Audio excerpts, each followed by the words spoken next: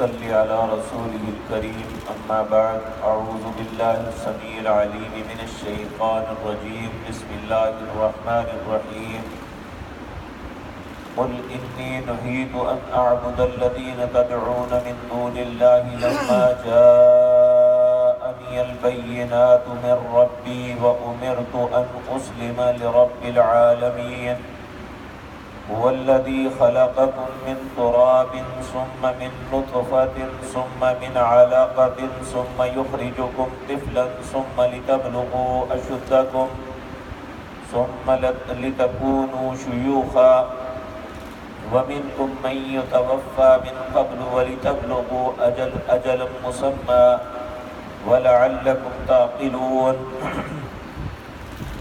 هو الذي يحيي ويميت فإذا قضى أمرا فإنما يقول له كن فيكون۔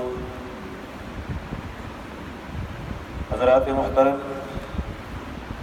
گزشتہ آیات میں آپ کے سامنے یہ باتیں عرض کی تھی کہ اللہ مالک نے اس کائنات کے اندر اپنی خدائی کے، اپنی کبریائی کے بہت سے دلائل بیان کرنے کے بعد پھر کہا هو الحی لا الہ الا ہو، لوگو وہی زندہ ذات ہے، اس کے علاوہ تمہارا کوئی الہ نہیں۔ فادعوہ مخلصین لہ الدین، بس تم خالص صرف اسی ہی کو پکارو اور اسی کے لیے خالص دین ہے۔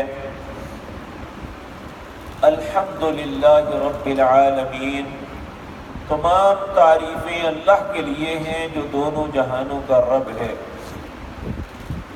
ان سارے دلائل کے باوجود کفار پھر بھی اس بات پہ مصر تھے کہ چلو ہم کچھ باتیں تمہاری مان لیتے ہیں، کچھ تم ہماری مان لو۔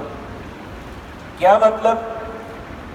کہ جس خدا کی تم عبادت کہتے ہو ہم کچھ وقت اس کی عبادت کر لیتے ہیں، ہم اس چیز کو تسلیم کرتے ہیں، لیکن اس شرط پہ کہ کچھ وقت آپ بھی ہمارے خداؤں کو پکاریں۔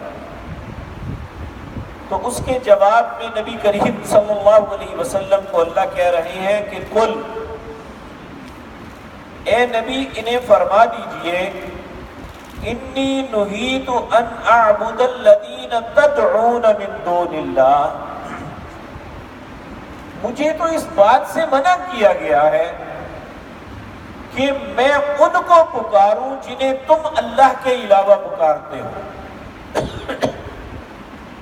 اور یہ بات یاد رکھیں، اللہ کی ذات کے علاوہ کوئی بھی ہے، وہ فرشتوں میں سے ہے، وہ انبیاء اور رسول میں سے ہے، شاہ وہ نیک اور صالح انسانوں میں سے ہے یا بتوں میں، کوئی بھی اللہ کی ذات اکیلی ہے، اس کا غیر سب کچھ شامل ہے۔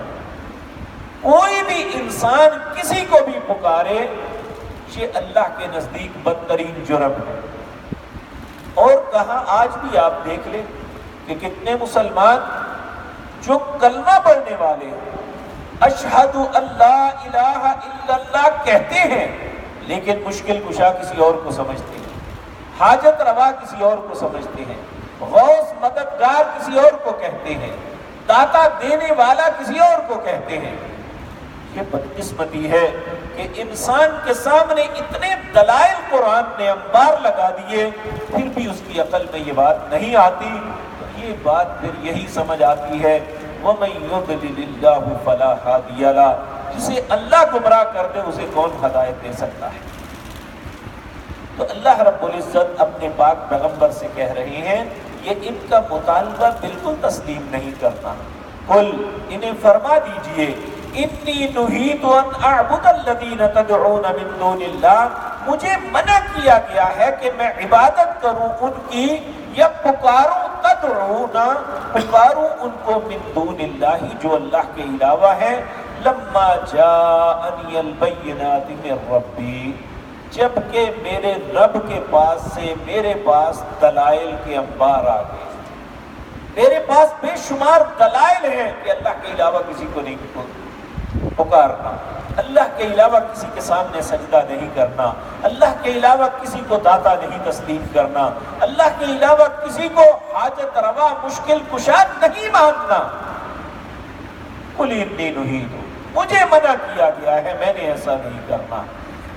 وَأُمِرْتُ أَنْ أُسْلِمَ لِرَبِّ الْعَالَمِينَ، مجھے حکم یہ ہوا ہے کہ فرما برداری کرنی ہے تو رب العالمین، اس کے علاوہ کسی کی فرما برداری کی کوئی حکم نہیں ہے۔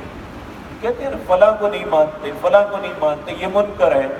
ہم انکار کرتے ہیں بمانگے دہل کہ اللہ کی ذات کے علاوہ کسی کو نہیں مانتے، نہ کسی کو مشکل کشا، نہ حاجت روا، نہ داتا، نہ غوث، کچھ نہیں مانتے کسی کو، کیونکہ ہمارے رب نے ہمارے رسول کو منع کیا ہے کہ قل انی نہیت، میں تمہیں منع کیا ہے، اس لیے تم کہو کہ میں انہیں نہیں پکار سکتا۔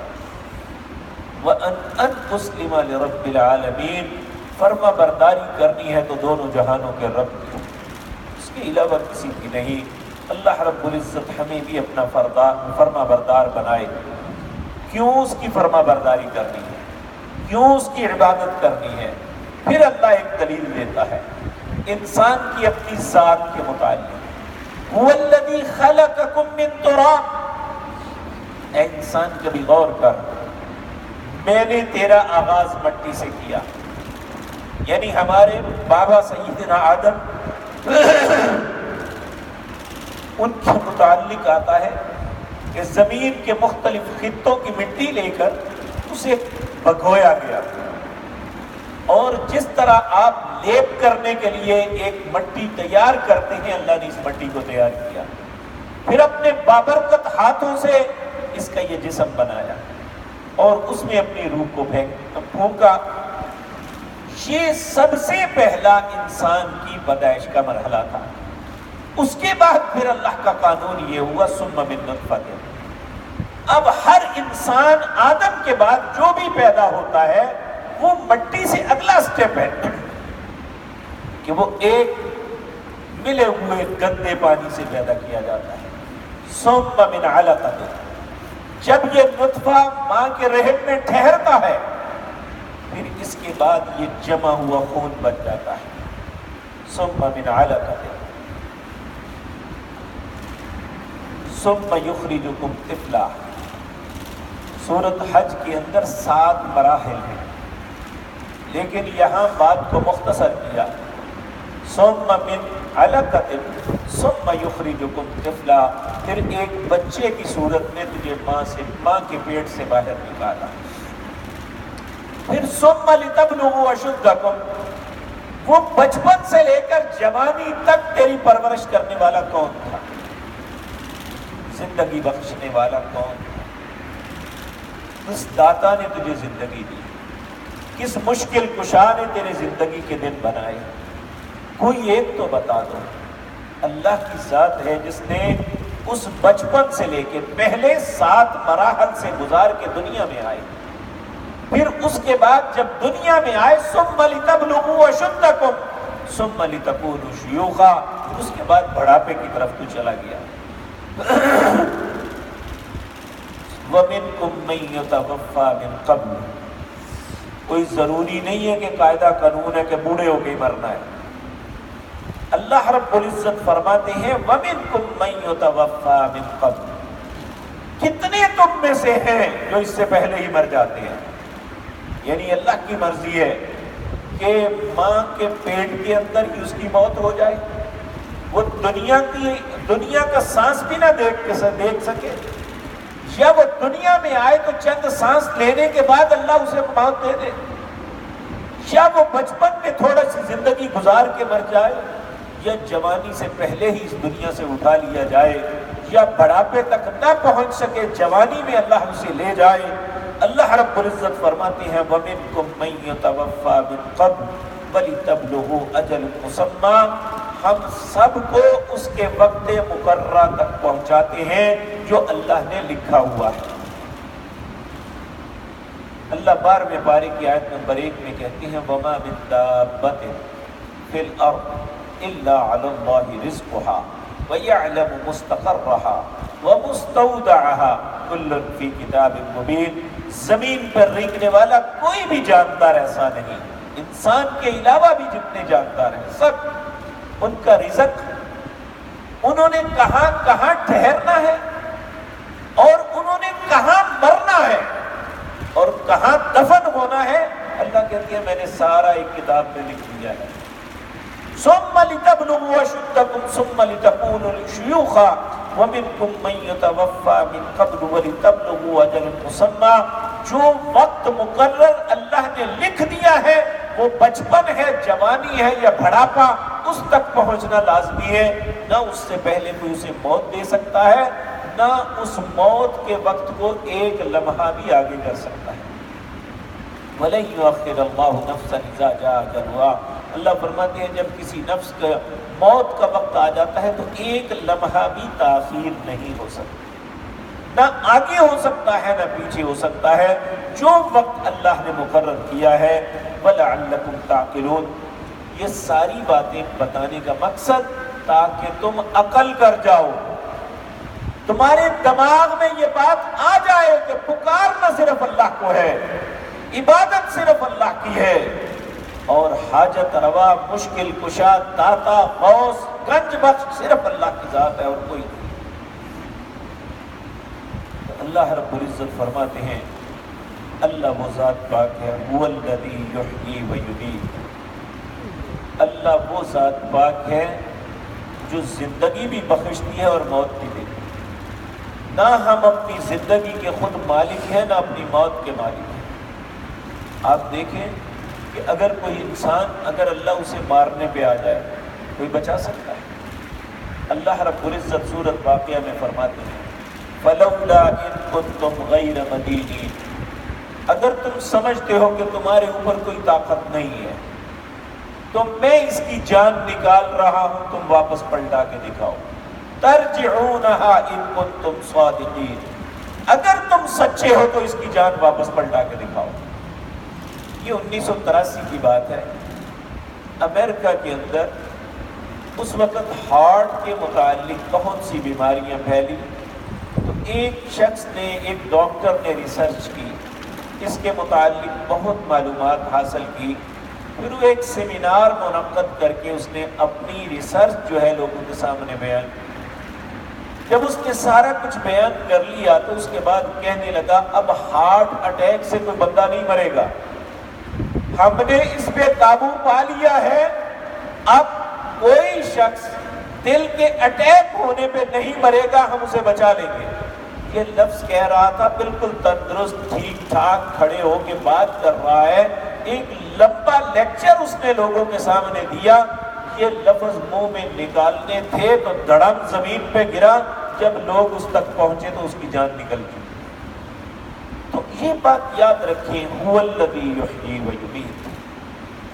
زندگی اور موت اس کے ہاتھ میں ہے. اگر وہ زندگی دینا چاہے تو ساری دنیا مارنے کے لیے آئے تو نہیں مار سکتے. موسیٰ علیہ السلام کی مثال ہم پڑھ کے آئے کہ اللہ نے فرعون جس نے ان کے لیے ہزاروں بچوں کو قتل کیا تھا تو اللہ نے وہ بچہ جس کے لیے یہ سب کچھ کر رہا تھا اس کے گھر میں اس کی گود میں دے دیا کہ یہ میں تیرے پاس دے رہا ہوں، مار کے دکھاؤ، میں اسے بچا کے دکھاؤں گا. اور اللہ نے دکھایا. پھر جس بات کا اندیشہ تھا وہ سارا پورا ہوا. یہ وہ اللہ کی ذات ہے جو اگر بچانا چاہے، زندہ رکھنا چاہے تو مار نہیں سکتا. اگر وہ کسی کو مارنے پہ آئے تو پوری دنیا کے ڈاکٹر مل جائیں تو کچھ نہیں کر سکتے. اللہ رب العزت فرماتے ہیں هو الذی یحیی و یمیت. اللہ وہ ذات پاک ہے جو زندگی بخشتی ہے اور مارتی ہے. فَإِذَا قَضَىٰ أَمْرًا. جب وہ کسی کام کا ارادہ کرتے ہیں تو کوئی فوجیں بلانے کی ضرورت، کوئی ورکر بلانے کی ضرورت نہیں پڑتی. وَإِذَا قَضَىٰ أَمْرًا فَإِنَّمَا يَقُولُ لَهُ كُن فَيَكُونُ. وہ صرف حکم دیتے ہیں ہو جا، سارا کچھ ہو جاتا ہے. اللہ رب العزت سے دعا ہے اللہ یہ باتیں مجھے اور آپ کو سمجھنے کی توفیق عطا فرمائے. اقول قولی ھذا واستغفر اللہ.